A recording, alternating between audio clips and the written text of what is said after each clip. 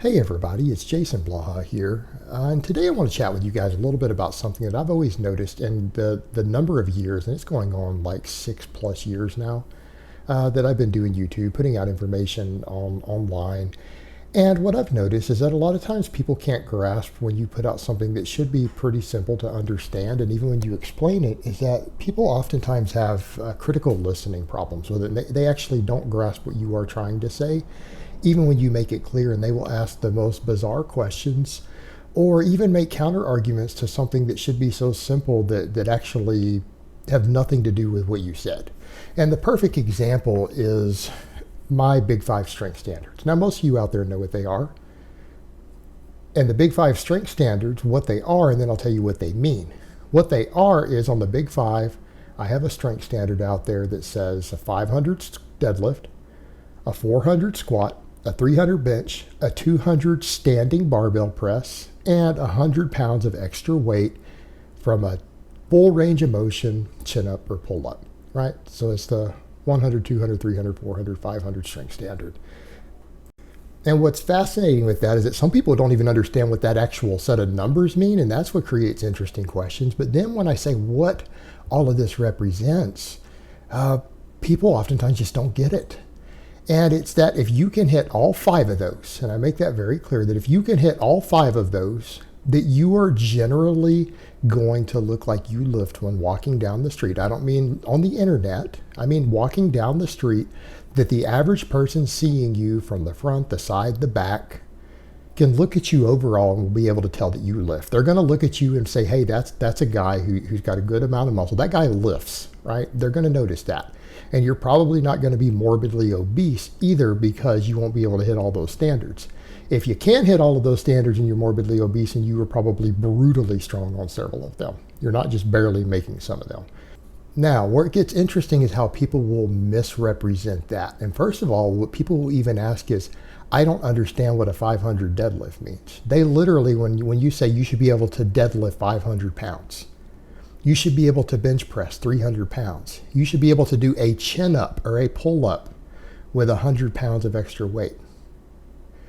Like, common sense should dictate that when I say you should be able to deadlift at least 500 pounds, that means that your max is 500 pounds or more. People will actually say, how many reps? Like, either you can deadlift 500 or you can't. No one said anything about a number of reps. Either you can do a chin up or a pull up with 100 pounds or you can't, right? But people will actually ask that. And I can understand that, because for novice strength standards, I did give some of those in reps. But, saying you can deadlift 500 pounds or more is a pretty straightforward statement. Like, that shouldn't require additional questions to what that actually means. But then people will actually go on to say, well, what about a rack pull? What about a front squat? Instead of just taking these lifts at face value, they want to extrapolate other lifts.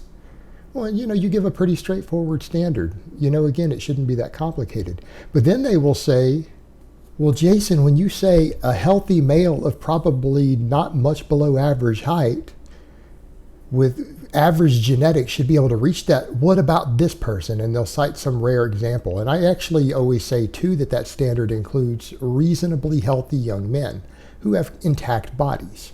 Now, let's be realistic here. Where are my audience? 70% of my audience is in the United States. The overwhelming majority of the rest of my audience is in the United Kingdom, Australia, Canada, and then maybe 5% of my followers are sprinkled through Europe and the Middle East and other places, right? Now, my audience are generally going to be in countries where most people are average height, right? There aren't large numbers of 5'1" men walking around in the regions where my channel is generally watched.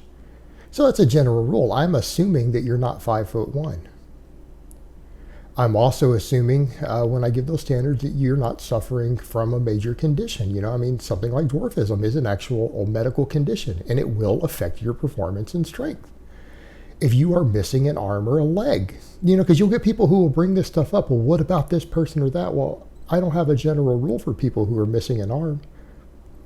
I don't have a general rule for people who have multiple shattered discs in their back and they've been told by a doctor they can't squat, deadlift, or overhead press. People will actually bring these things up and it's like, well, I don't know. This is a general rule.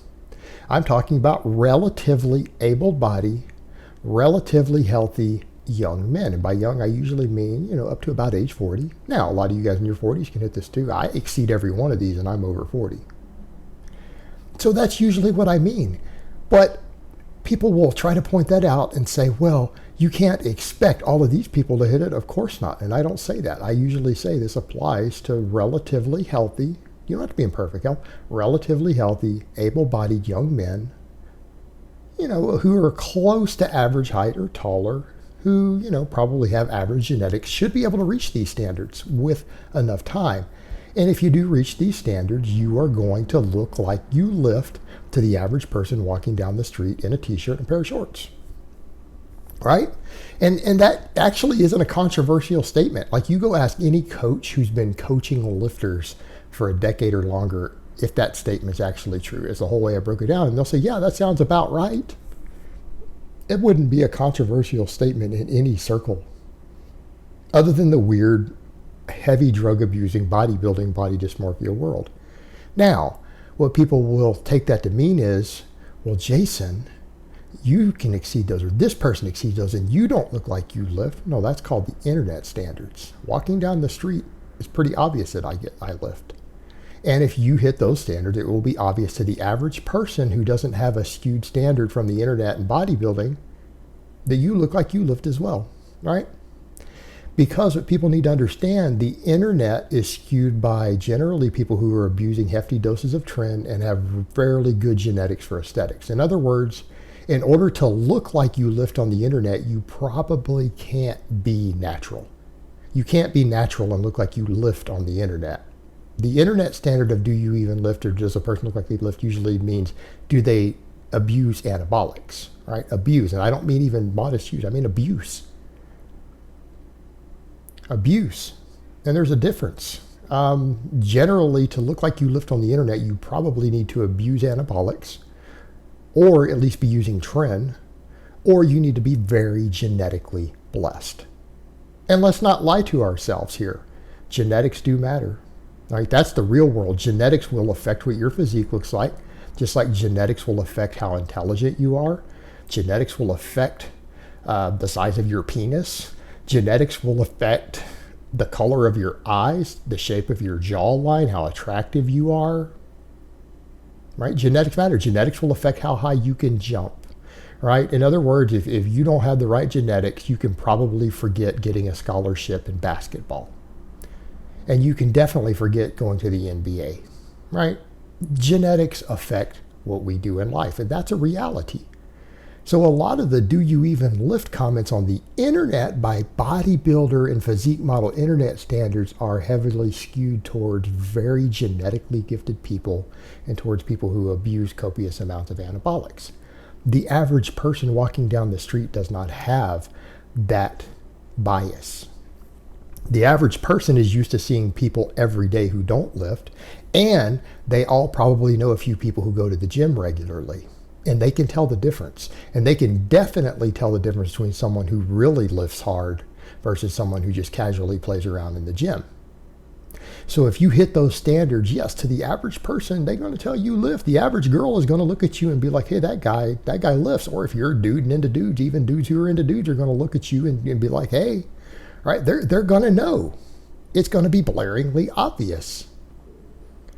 And it just amazes me that people can't grasp that fact. Or they'll say, I can hit 3 of those and I still don't, I'm not big and I don't look like I lift. But then you'll ask them, and which of the ones are they always missing when they say that?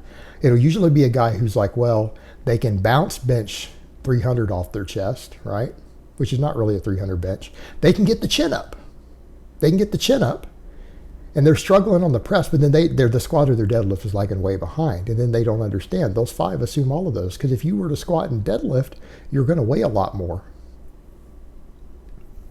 If you have a lot more muscle mass, you're going to have to chin up a hell of a lot more weight if you have 100 pounds hanging on the belt than a person who's a lot lighter. So that chin up is kind of a standard for a person who's really fat is going to struggle to hit that fifth one, even if they get the other four. And a person who has a really weak lower body is going to find the chin up easier, but they're still not going to have the same biceps and lats as if they were carrying another 15 pounds of muscle and could chin the same weight, right? Because they're 15 pounds stronger. So they'll not grasp that fact that I literally do mean all five of those.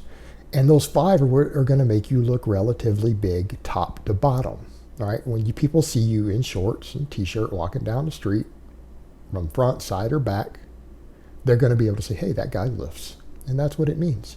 And it's a standard. It is a reasonable strength base for someone who has been training hard on proper programming as a drug-free lifter for several years, right?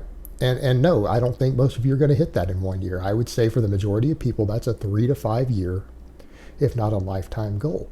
But by that same token, if you have been training hard for at least 3 to 5 years, it's probably going to show when you walk down the street, right? It all balances out. It really isn't that complicated.